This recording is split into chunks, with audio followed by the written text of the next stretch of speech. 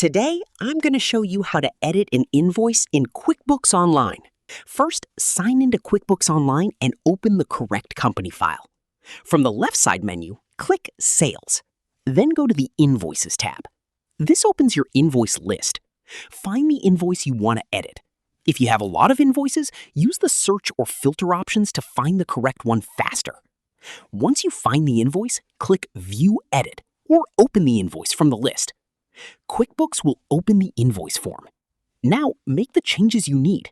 You can update the invoice date, due date, payment terms, billing address, products or services, descriptions, quantities, rates, tax settings, customer message, or internal memo.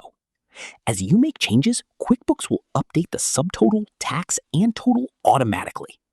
Before saving, review the customer name, invoice dates, line items, amounts, tax, and total.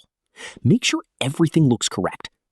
Keep in mind that editing an invoice can affect customer balances, reports, and statements. Once everything is correct, click Save. QuickBooks will update the invoice with your changes. And that's how to edit an invoice in QuickBooks Online in 2026.